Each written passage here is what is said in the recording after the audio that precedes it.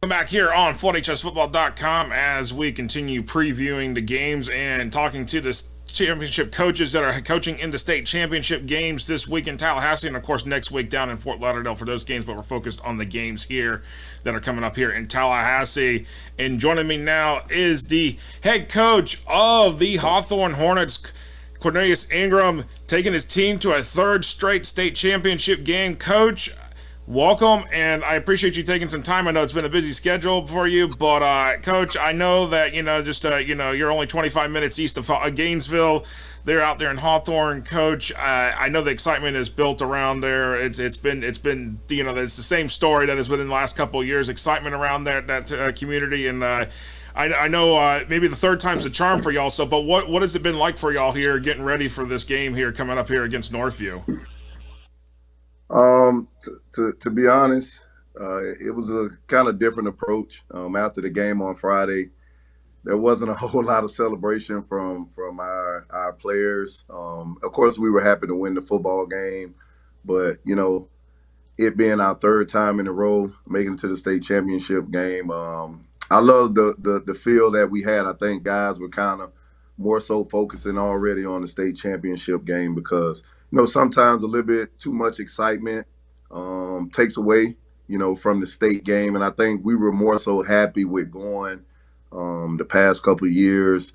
Now we know we have to finish the job, and of course it won't be easy against a tough opponent like Northview. No, absolutely, and of course, I know that the schedule this year. I mean, it's been difficult to schedule games here the last few years. Especially this year as well. Again, you didn't even play 10 games for the regular season. So, I mean, how do you get your kids to keep them stay motivated, especially when you're having to try to find games and you're having to sit there and you're having to go, above your weight class, as they say. And here y'all are coming into the state championship game at 11-0. Yeah, it was tough. Especially when you just talk about from the offensive side of the ball, where I felt like in a couple games we were kind of finding our rhythm on offense, and then it'll be a cancellation with a game the following week. So it's been tough. We try to simulate doing different things in practice to try to simulate a football game, but of course it's not the same. But I think my guys, regardless of adversity, regardless of cancellations. Our guys kind of just rolled with the punches. So it was definitely tough, but they still showed up to practice every day as if we had a game. And we tried to do a lot of different scrimmaging packages, goal line stuff, to keep us prepared and ready for the following week. But it was definitely tough.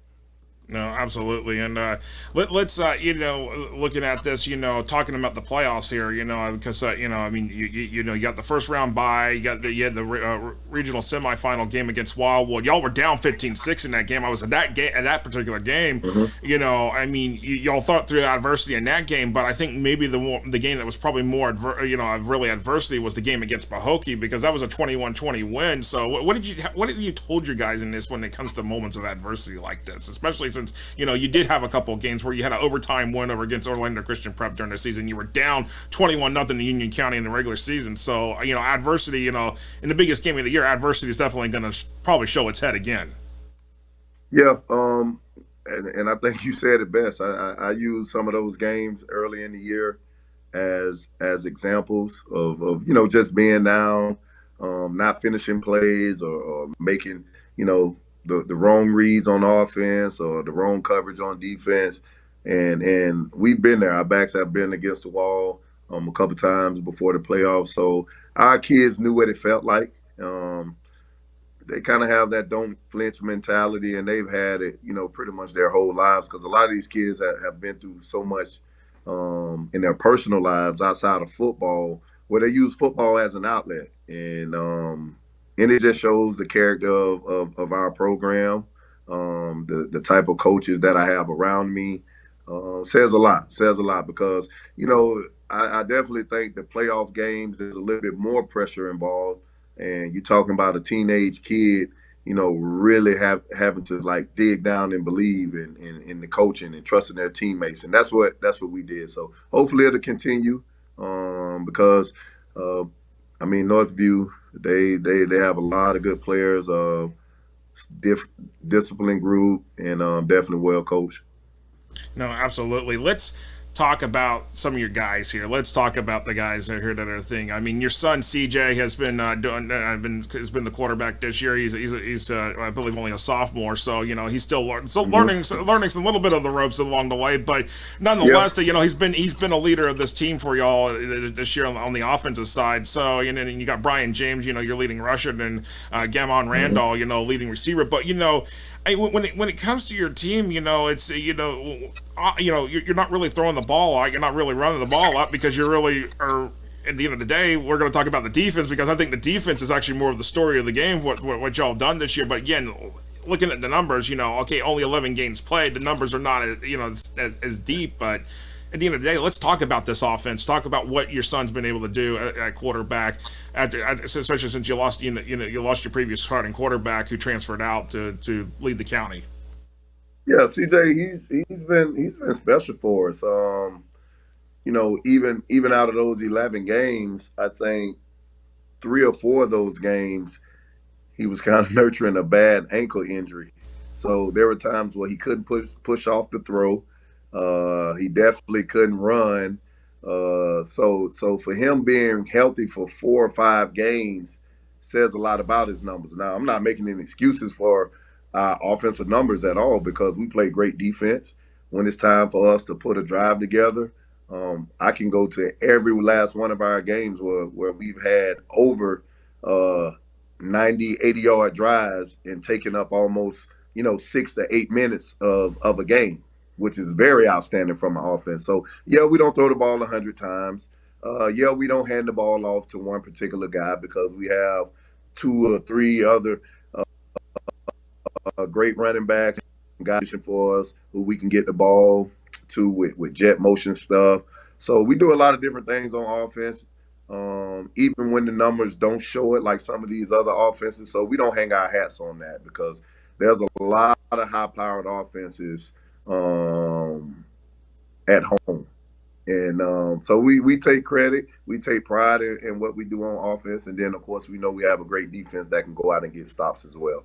No, and let's talk about that defense here because I mean Tyreek Robinson, your leading tackle, 95 tackles. Jalen Roof has been the story the last couple of years for that defense, for your Yeah. defensive line. I mean, 18 sacks here coming into the state championship game, and of course you got Darian Smith Williams, 5 interceptions on the year. So I mean, Hmm. especially when Jalen Roof, I mean, your PA announcer calling Jalen Roof's name out really loud on those PA speakers when he gets in there and into that backfield and gets a sack on the quarterback. So I mean, especially with, let's talk about Jalen. What is special about Jalen because he is your leader of your defense.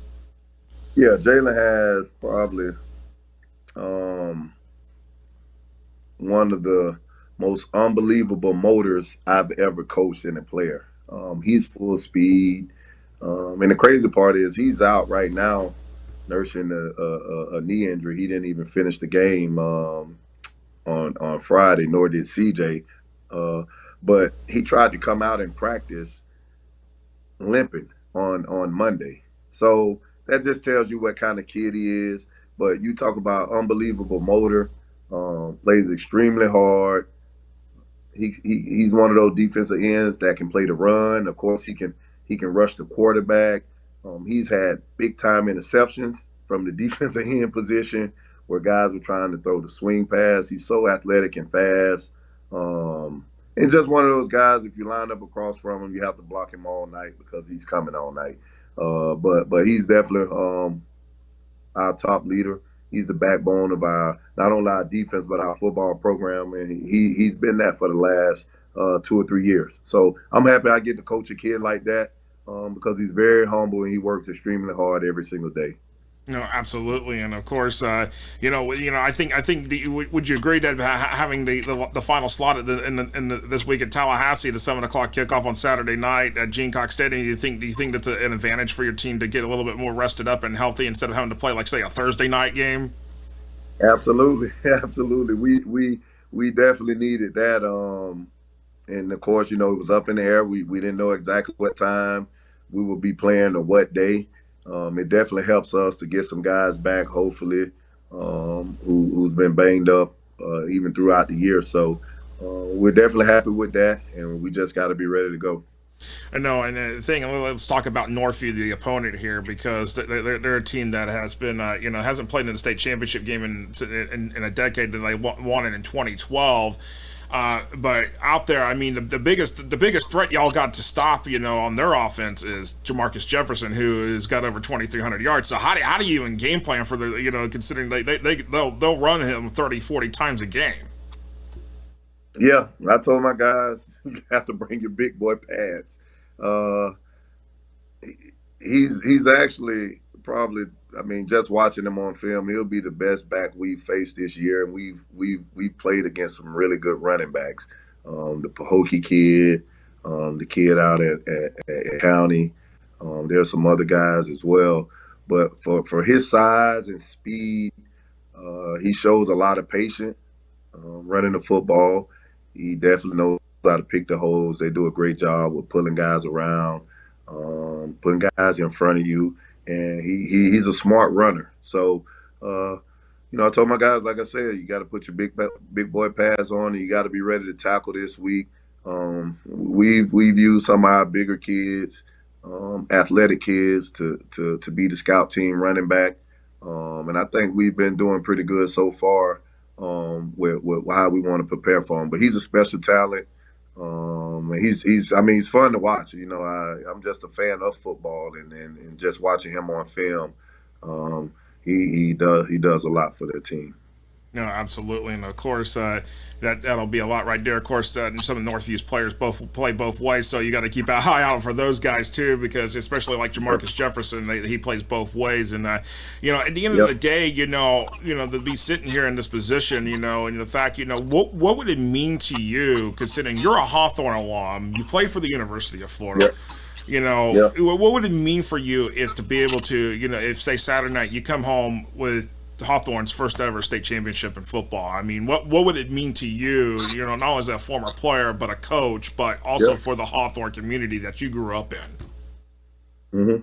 It'll mean everything. It'll mean everything. I just, we kind of share some of our past stories with our kids, and most of the guys who coach with me, they're actually former Hawthorne football players as well, who went out to college, got their degrees, and they're back here teaching and coaching as well. So during our time, we never won a playoff football game as players. Now things were different, and we were in certain districts, and we were in certain classes with North Florida Christian back in the day, Trinity Christian, and these teams were really good back then.